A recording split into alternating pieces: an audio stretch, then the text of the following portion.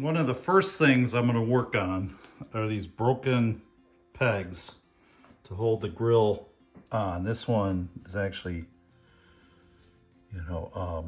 deep inside there. So what I'm going to do is try to drill into the center of these and then put in a screw and try to pull them out. So let's see how that goes. Okay, so first one is done. That worked out. Just went ahead and I drilled into this peg and then put this just a drywall screw in there and used my vice grips and pulled it out. It's very rare when something works as quickly to plan, but this one, thank goodness that worked out as expected, and those pegs are all out. So on to the next. I'm always forgetting to videotape, or to video. And this one on the left, this tweeter was actually way worse than the one on the right. If you notice, the cone area is kind of wrinkled up in some spots. The dome was the same. It was squashed in just like this one. So anyway, I was able to kind of massage that, and what I do is take a Q-tip and put water on the cone and just keep forming, just keep pressing, and you do that. I've done that probably about 4 times on this one, and it looks pretty good. It's not 100% yet, but it's getting there. So by the time I'm done, I hope that it's going to look way better. But I'll go ahead and do on this one what I did on that one with the dome, pulling that out. So I use water and suction to get that out, and it takes a while. So I'll go ahead and try to film the whole thing and bore everybody with the sounds of suction and pouring water on it. I went ahead and put water, and I'm letting it sit. That water sit in there. It takes a little while for it to get absorbed in there, and let the paper kind of get softened up. So I'll give it about 10 minutes. I'll keep reapplying and make sure it's all really soaked in there. Now that the dust cover is saturated, I'm going to go ahead and try to suck that out.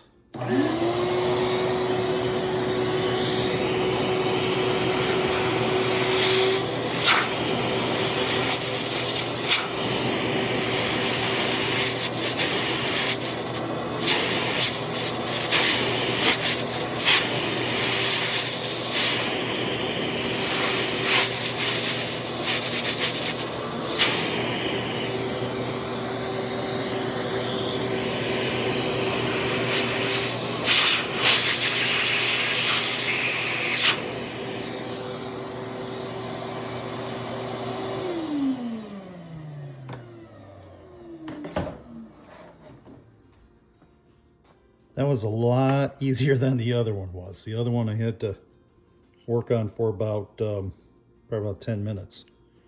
But this one, it's a little lumpy on the inside, but a little crinkle here and there, but it's way better looking like that.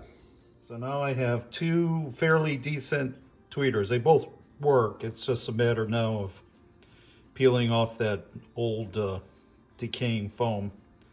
Got some new stuff to put on there, but anyway, let this dry up. I might have to kind of massage this one a little bit more, but it looks pretty good at this point. So time to put the drivers back in. One of the things I did differently this time is I hate how the foam bumps up where the terminals are. So I went ahead and I trimmed a little bit of the foam. This one probably too much, but I trimmed some of it so it would lay flat instead of having that lump where the wires are. So anyway, at this point, I am ready to put the drivers in, and let's see how it plays. This is something, a process I've been doing that's kind of new for me, using this Durham water putty. And normally you mix that with water, but I mix it with some brown or burnt umber acrylic paint and use that as the mixer, the water for it, and it works pretty good. This is what's left over. I've done a couple of spots and it gets very hard. So I've been using it to repair these dreaded bashed in corners. At least when I do that, the material is through, the color is through the material. So if you hit it again, I'll do some more obviously to make these blend in better with the walnut, but I've done these corners. I'm gonna go ahead and do one, video one completely, but I think it's this one down here. It came out pretty decent. It wasn't too bad. So I'll go ahead and I'll do one. I'll set one up and just kind of go through and show you how I apply that. This is the worst part of the cabinet. As you can see, it was dropped on this corner, and a lot of damage has been done. And obviously on the bottoms, there's always a lot of damage. Nobody seems to care about the bottom, of course. So that's gonna need some filling, but that's just a little bit of walnut veneer that's missing. Up here, this is a whole nother story. So the veneer is actually a little high here. You can feel it coming up. So when it's crushed, I guess it kind of pushed the particle board and jammed it together and kind of lifted this area up.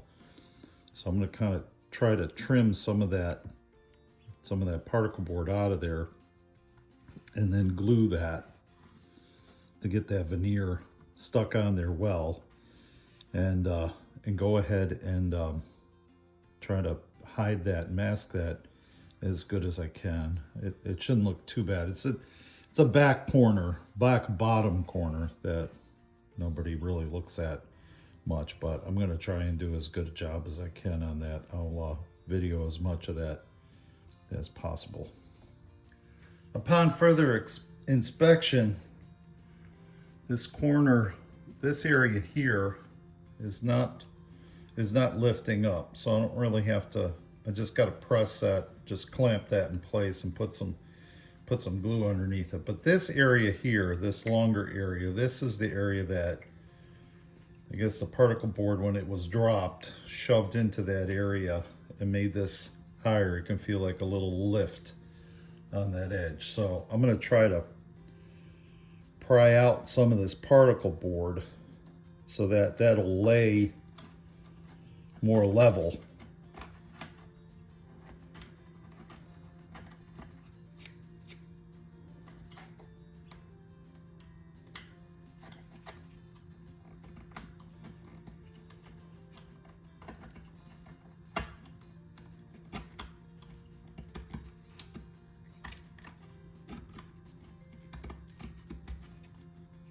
And just kind of fill it in with glue, with what I use to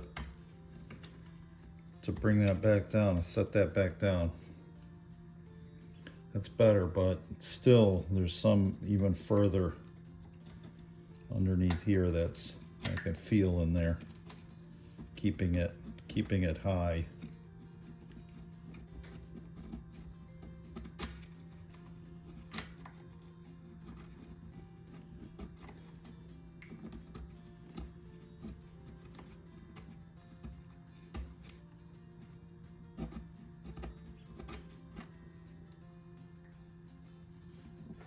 All right, so that did it. It feels good now. When I push it back in place, when I push it down, all these areas, it feels like it's not bumped up. So by just trimming that particle board from underneath there, it seems like it fixed it. And also I'm going to go ahead and put wood glue to this whole area. just to stabilize the particle board, keep it from shredding and falling apart. So I'll go ahead and do that also, just kind of smooth it around there. And then I'm gonna put my combination water putty and brown paint, acrylic paint together to fill this in. And we'll see how it comes out. I might have to do a little more artwork to make this look better. This area here is a little bumped up here too. So I'm gonna just pull some of that particle board from underneath the walnut veneer so that'll lay down better. Maybe a little more there. But that's the general idea, is to get the particle board thinned out from underneath the veneer so I can glue it back down correctly, or at least better. We'll see. This may work, this may not work. I hope I don't have to re-veneer this, because I like to keep everything original with these restorations, and try to keep as much of the original workmanship on here as possible. So anyway, I'll go ahead and like I said, glue that and clamp it, and we'll see how that worked out afterwards. And then we'll do a major job with the water putty here to try to fill all that in. And then since it's so big, I guess I'll have to do some artwork to try to make that look like grain and match the color as close as possible. Like I said, again, it's the bottom corner, back corner, so you don't really see that a whole lot. Obviously, people that are more observant, that would not like that, but we'll see.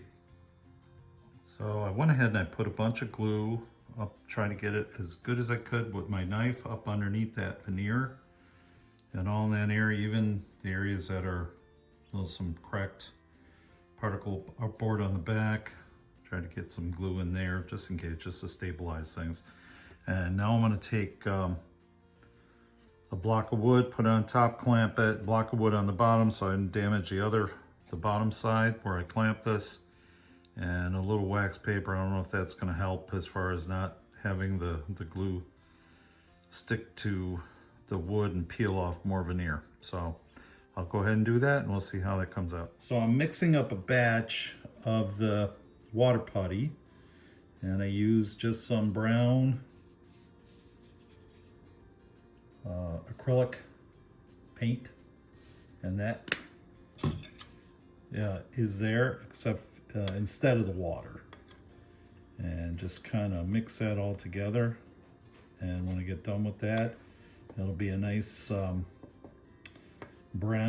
dark brown putty.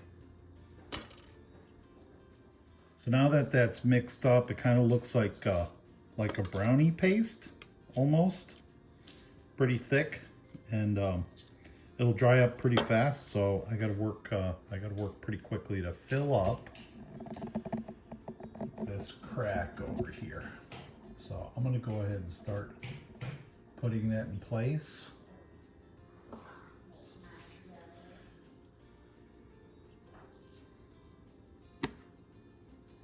If you hear anything, that's my granddaughter talking in the background.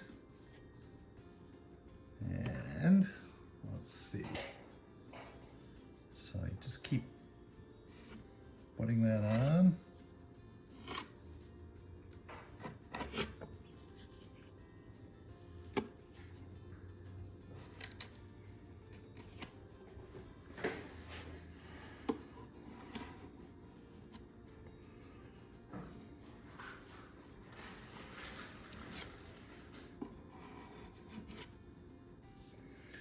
I'm going to keep working this around, and I'll go ahead and video when I've got that kind of molded in place.